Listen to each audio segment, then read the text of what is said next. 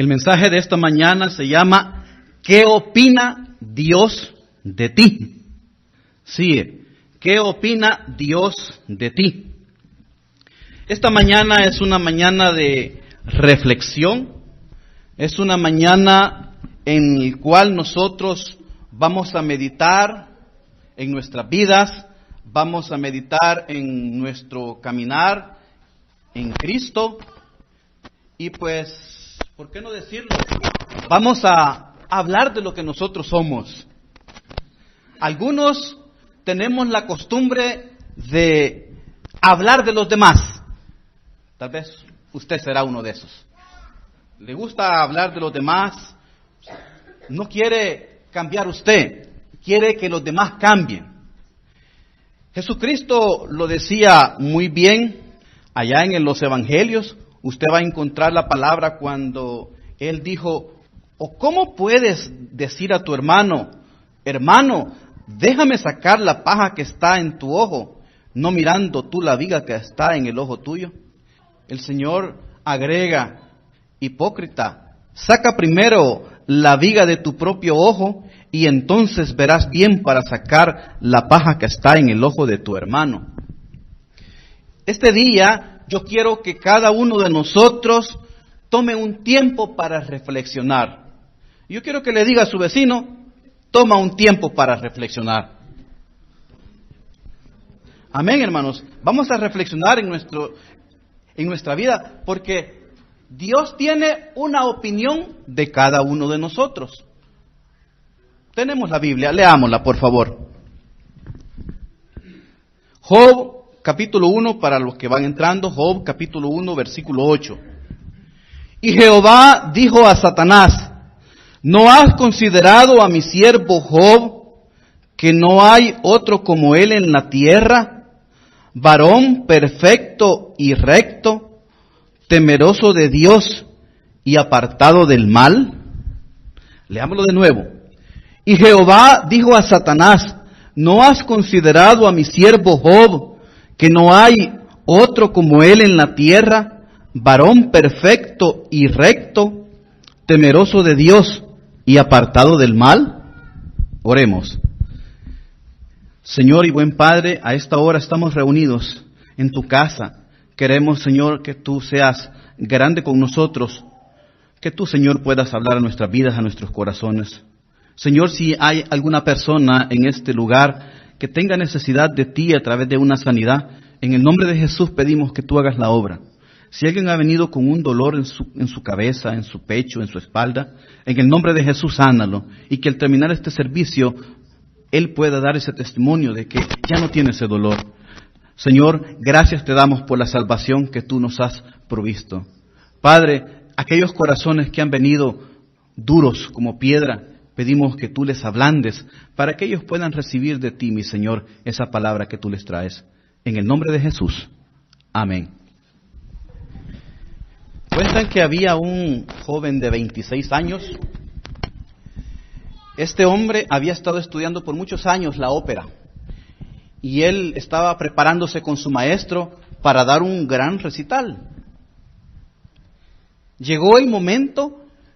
Llegaron al teatro y dicen que ese recinto estaba repleto de personas queriendo escuchar a este tenor, a este joven que había sido apadrinado por su maestro, un gran experto en el arte de la ópera. Comenzó el recital y todos estaban escuchando atentamente esa voz maravillosa que tenía ese joven. Comenzó la música a tocar. Todo precioso, todo lindo. El auditorium comenzó a extasiarse de esa preciosura de voz y todos estaban tan contentos, felices. Esa voz llegaba al corazón de las personas. Cuando el joven terminó su participación, hubo un gran silencio.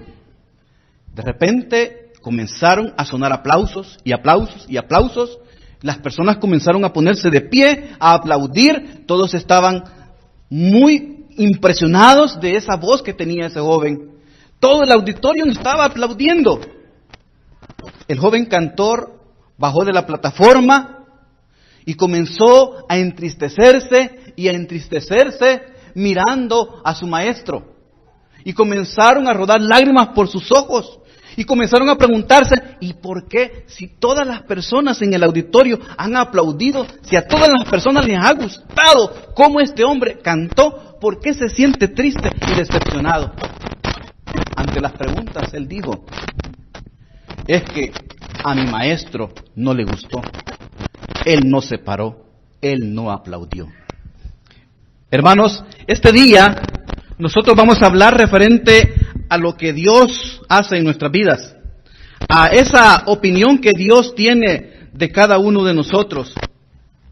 Como dije, es una mañana de reflexión, es una mañana en la que nosotros vamos a meditar un poco lo que nosotros somos.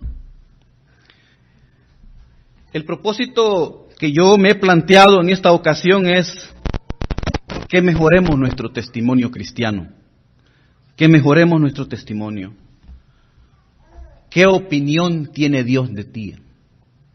Quiero que toquemos en esta mañana 2 puntos. El primero es cómo obtener una buena opinión de Dios. ¿Cómo obtener una buena opinión de Dios? Y en segundo lugar, ¿cuál es el beneficio que Dios tenga una buena opinión de uno? Al salir de esta puerta en esta mañana, usted tiene que salir convencido de que si usted es un cristiano, un creyente, un hombre, un hijo de Dios con un excelente testimonio, Dios va a hacer grande obra en su vida.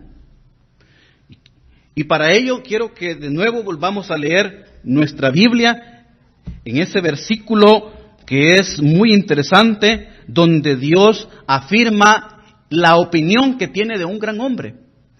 Porque yo, antes de que la leamos, yo podría preguntarle a cada uno de ustedes, ¿y qué opinión tienen ustedes de sí mismos? Hay algunos que son tan sinceros y dicen, no, si yo no soy muy buen creyente. No, si yo de vez en cuando vengo a la iglesia. Yo casi no leo la Biblia. Sí, pocas veces oro al Señor.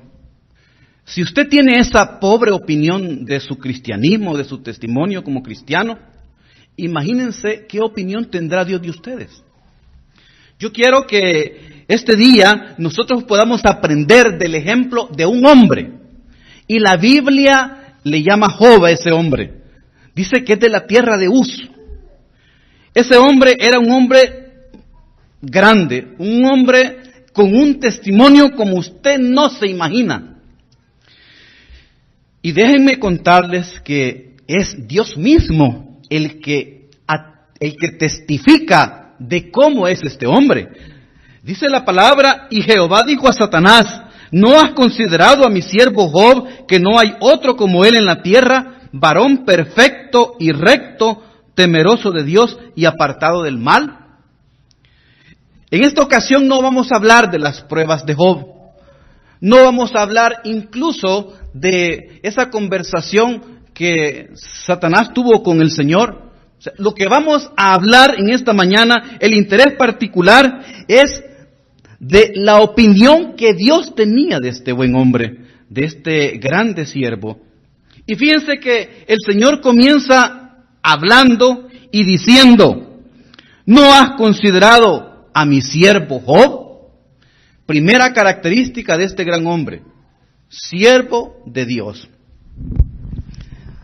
Yo pienso que nosotros deberemos de buscar tener una buena opinión de Dios. Yo tenía un jefe hace mucho tiempo, era el gerente comercial de una empresa de construcción electromecánica. Este hombre tenía la característica de que cuando un nuevo empleado venía a su empresa, en pocas horas, o si no en pocos días, él lo caracterizaba. Él venía y le encontraba sus características principales. Y él mentalmente ponía una viñeta sobre su frente y decía, este hombre es un mentiroso. Este hombre es un buen empleado. Este hombre es haragán. Este hombre, bueno, y así, ¿verdad? Él, mire, y esa opinión que se formaba mi patrón en ese entonces, él no la cambiaba. Usted tenía que hacer muchas cosas para que él pudiera cambiar. Así como él, déjeme decirle que Dios tiene una buena opinión de Job. Y la primera dice que es mi siervo.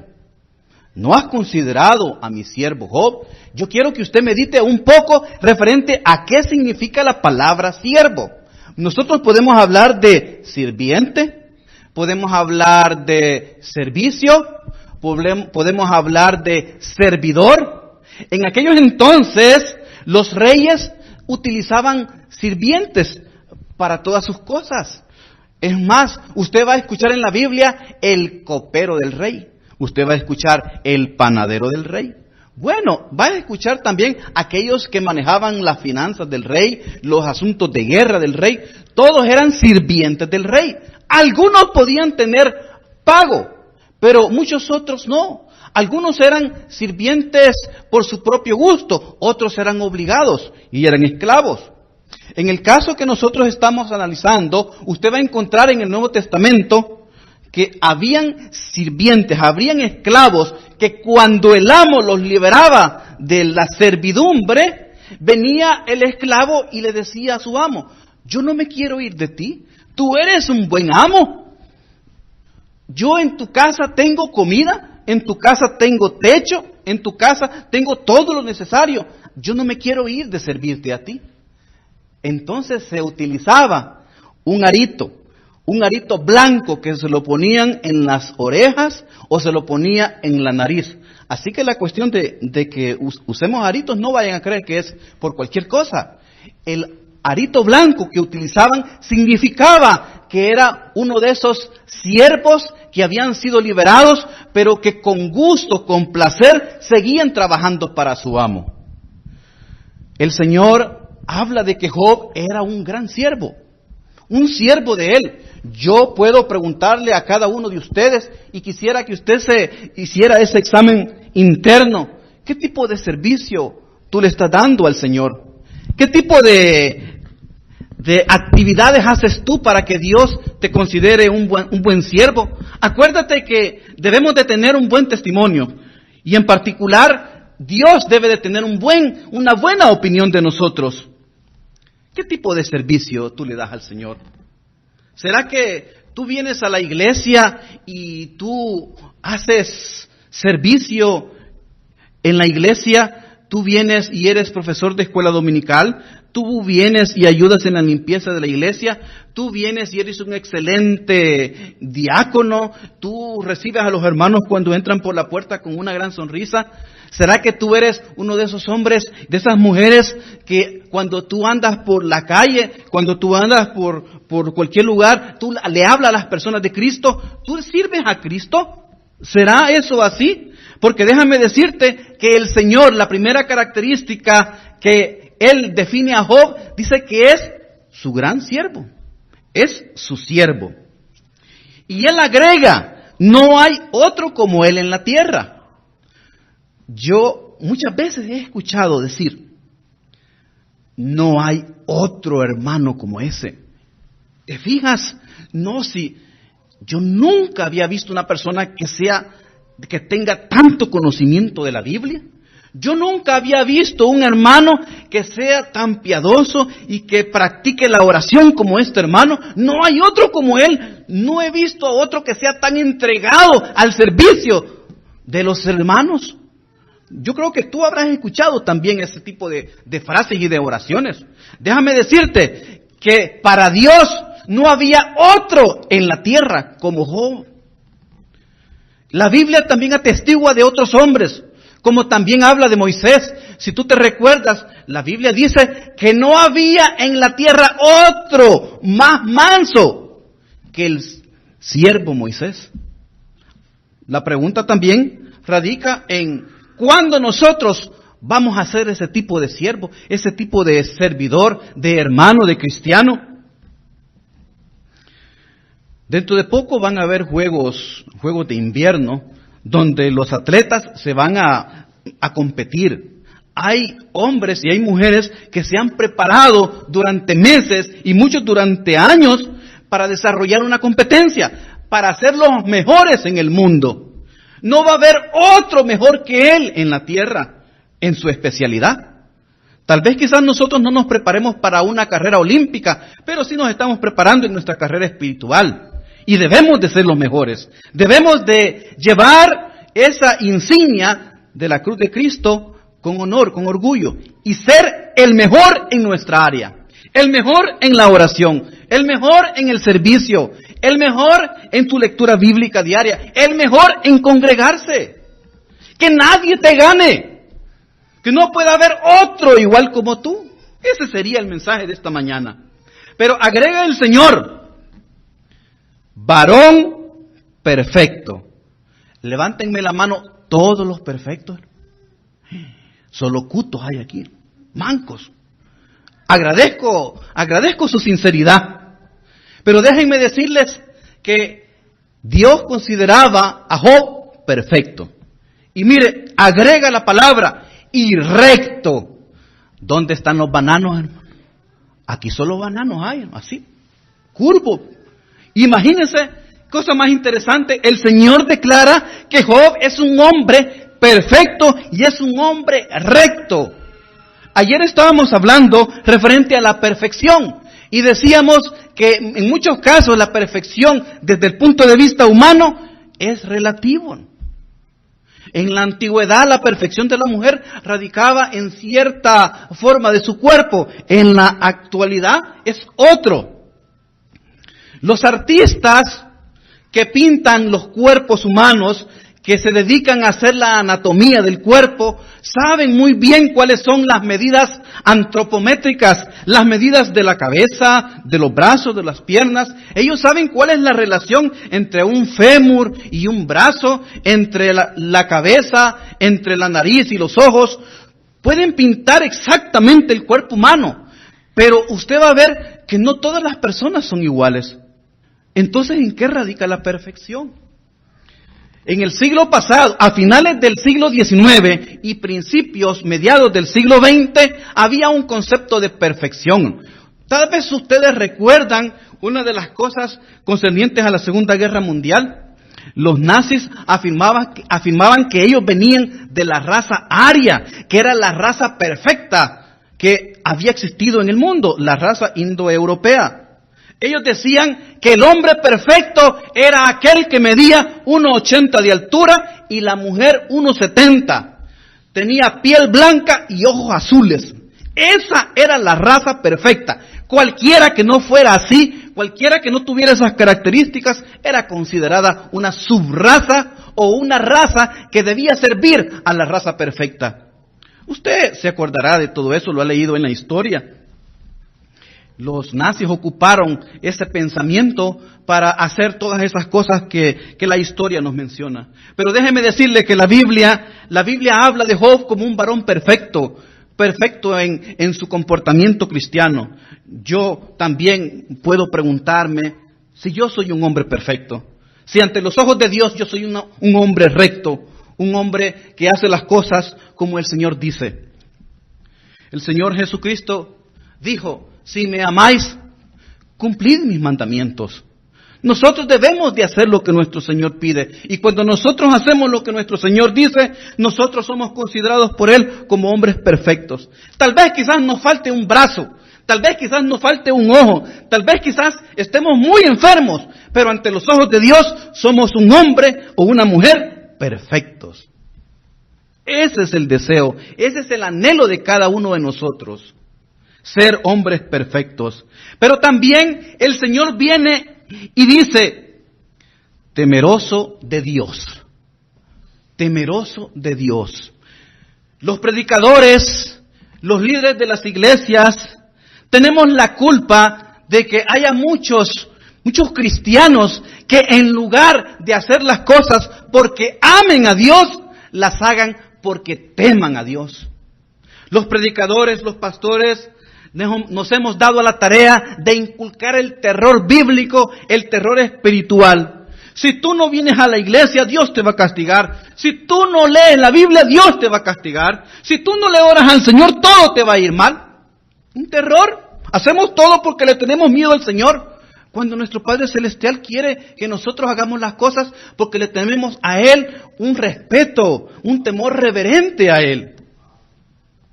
Yo me pregunto, ¿qué pasaría si tú, varón de Dios, tú, hermano que estás acá, en tu trabajo existe una jovencita, tú le gustas, ella se siente bien contigo, tú miras que ella es bien coqueta contigo, ya les habrá pasado a todos estos hermosos que veo yo por acá. Mira, es que eso es bien evidente. Vienen los amigos y le dicen, nos hemos fijado que la fulanita, tú le gustas. ¿Sabes qué? Llégate a ella, búscala, aprovecha la oportunidad. Ella te va a recibir con los brazos abiertos. ¿Qué respuesta le darías tú? ¿Qué harías tú en ese entonces? Bueno, yo sí sé lo que harían los talibanes de esta iglesia, ¿verdad? Hay muchos, ¿verdad? Que ni lo pensarían dos veces. Pero ¿sabes qué? La respuesta correcta debería de ser esta. La respuesta, dijéramos, la mejor. Yo, por respeto a mi esposa, yo no lo haría. Yo, por respeto a mis hijos, no lo haría. Por respeto a mi familia, yo no lo haría.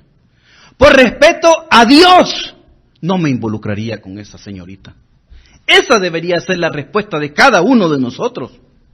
Por respeto a Dios. Nosotros debemos de caminar en nuestra vida haciendo las cosas correctas, no porque vamos a tener un pago, no porque si hacemos lo incorrecto nos van a castigar, no, deberemos de hacerlo porque amamos a Dios, porque respetamos al Señor. En el Antiguo Testamento tú vas a encontrar un caso bien evidente. Tú te acordarás de José, el soñador de sueños. José, el soñador de sueños, cuenta la Biblia que llegó al hogar de Potifar, que era un hombre muy importante en la corte real egipcia. Él era un militar de carrera y José había llegado y lo habían puesto a él como el principal de la casa. Dios había obrado tremendamente a través de las manos de José, había puesto gracia ante los ojos de su patrón y José era el mayordomo principal, él era el que prácticamente hacía todo en su casa. Pero desgraciadamente la esposa de Potifar le puso el ojo. La Biblia dice que José era hermoso, de bello semblante, y a la esposa de Potifar le gustó y le decía, quiero dormir contigo. Vente. Y dice que día con día lo presionaba. Pero José era un hombre que respetaba a Dios. Y fíjate las palabras de él, que son palabras muy, pero muy buenas que nosotros deberíamos de aprender de ellas. Viene José y le dice a la mujer, he aquí mi señor no se preocupa conmigo de lo que hay en la casa. Y ha puesto en mi mano todo lo que tiene. No hay otro mayor que yo en esta casa, y ninguna cosa me ha reservado, sino a ti. Por cuanto tú eres su mujer, ¿cómo pues haría yo este grande mal? Y pecaría contra Dios.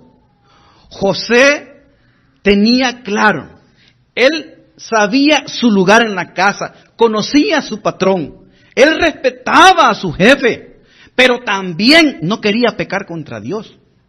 José, les aseguro que en esa casa habían más esclavas, y habían esclavas mujeres. Y José, aún con ellas, él no las tocaba, porque él respetaba a Dios. Nosotros debemos de hacer lo mismo. Yo les pregunto a ustedes, ¿por qué en las carreteras que dicen los rotulitos blancos 60 millas por hora máximo? ¿Por qué usted no va a 85? ¿Por qué no? Muchas personas me han dicho, no, es que si voy a 85 en un límite de 60, viene el policía y me pone un ticket. 300, 400 dólares, no sé. Y yo no quiero que eso me suceda. Entonces tú, ¿sabes por qué no vas a 85? Tú vas por temor, porque tú temes que el policía te ponga ese ticket. Pero no deberías de ser así. Porque entonces, si no existiera la policía, tú irías a 120. Pero no, hermano. ¿Sabes por qué deberías de ir tú a 60? Por respeto respeto a ti, por respeto a los que llevas en tu vehículo, por respeto a los demás conductores que van en la vía, por respeto a ellos, porque los ingenieros de carretera han diseñado esos límites de velocidad para que tú conduzcas bien, para que no haya ningún peligro. No deberíamos de hacerlo nosotros por temor. Dice la Biblia que Job era un hombre temeroso de Dios. Job tenía un gran respeto por el Señor. Job toda su vida se caracterizó por obrar para el Señor, por hacer holocaustos para el Señor. Él era un gran siervo del Señor. La Biblia agrega, y apartado del mal. Apartado del mal significa que es algo voluntario.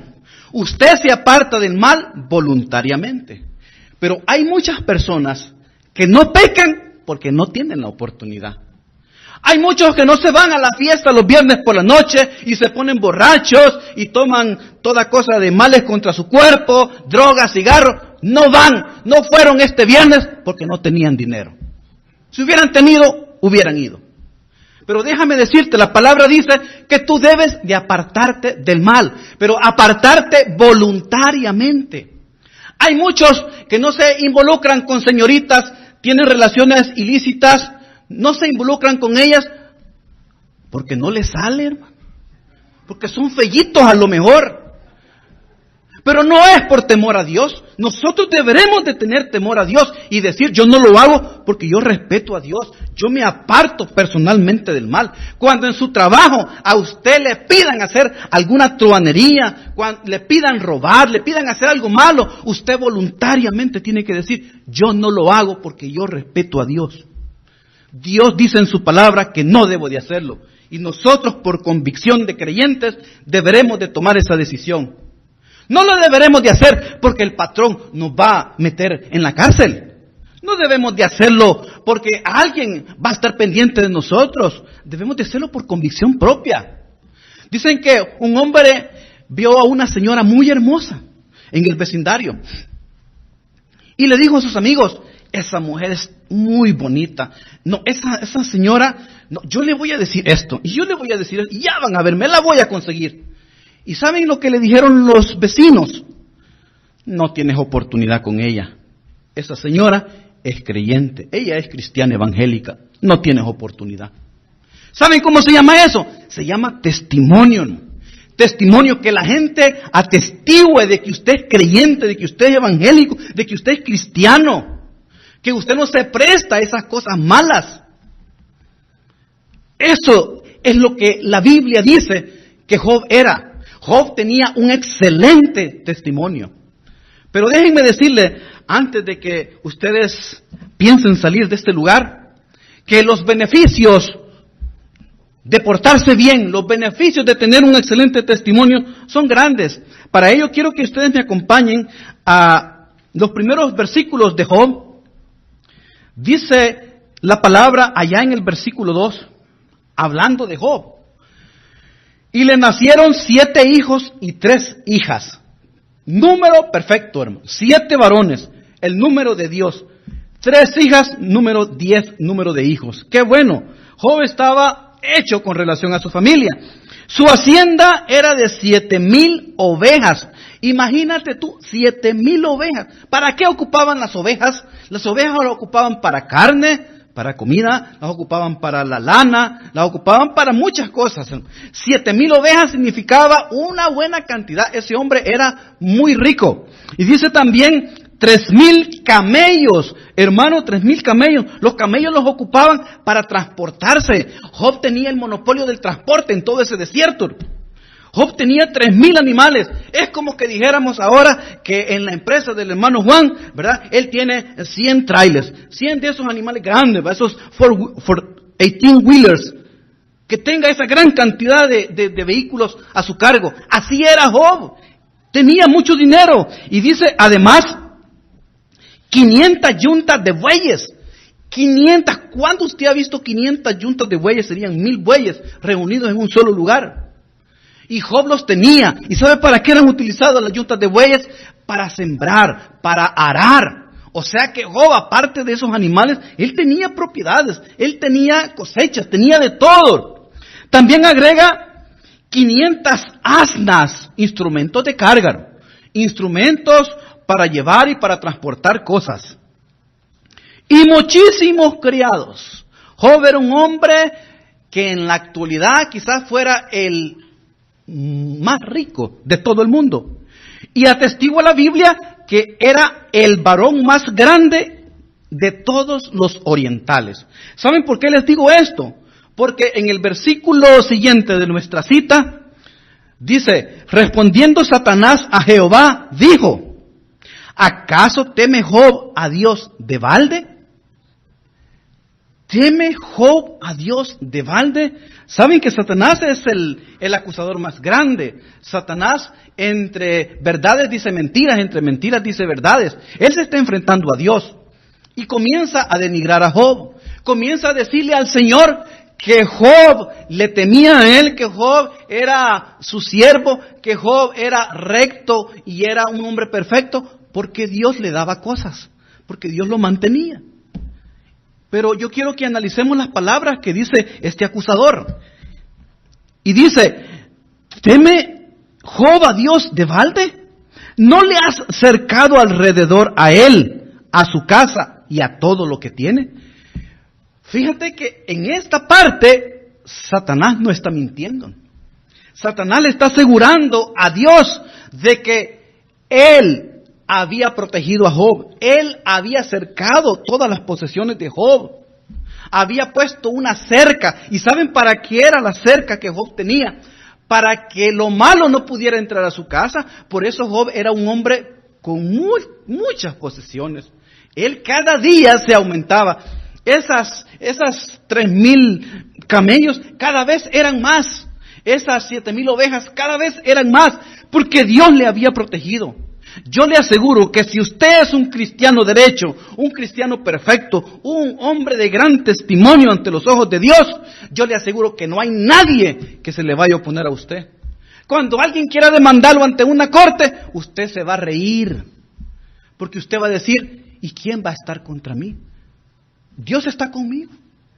Nadie se va a poder oponer. Usted se va a reír de aquellas personas que quieran ser sus enemigos, porque Dios lo está protegiendo. La Biblia dice, no le has cercado alrededor de él su casa y a todo lo que él tiene. Yo le hablo a los jóvenes, le hablo a los hermanos, le hablo a las esposas, le hablo a los esposos de esos creyentes correctos, de esos hombres y mujeres de valor, de que si ustedes están bajo la cobija de un buen siervo de Dios, ustedes también tienen bendición. Pero no porque ustedes se lo merezcan, porque el siervo de Dios lo protege, porque el Señor protege a ese hombre y a esa mujer. Esa sombrilla de protección, hace unos domingos estuvimos hablando de la sombra de protección de Dios. Esa sombra de protección de Dios se va a extender a tu casa, se va a extender a los tuyos y a todas tus posesiones. Pero debes de dar un buen testimonio. Y agrega la palabra, al trabajo de sus manos ha dado bendición.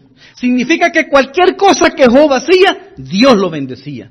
Si Job venía y quería hacer un negocio, el Señor se lo arreglaba para que le saliera muy bien. Si Job quería hacer una transacción, el Señor venía y obraba para que Job ganara mucho.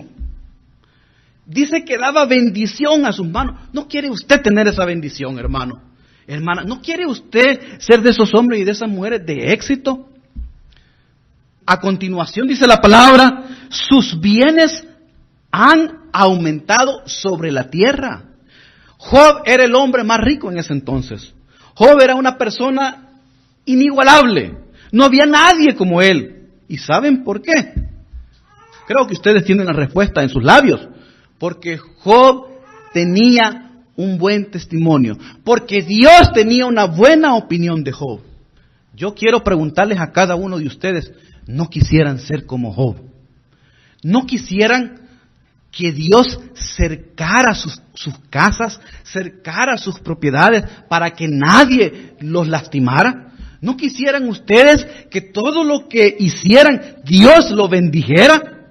¿No quisieran ustedes que todos los bienes que tienen Usted tiene una casa, tiene un vehículo, tiene, no sé qué negocios tendrá usted, ¿verdad? O en qué trabajo laborará. Pero la palabra dice que si usted fuera como Job, entonces cada día aumentarían más y más sus bienes. Todos quisiéramos eso. Pero ¿cuántos lo obtienen? Aquellos a los que Dios tiene un buen testimonio.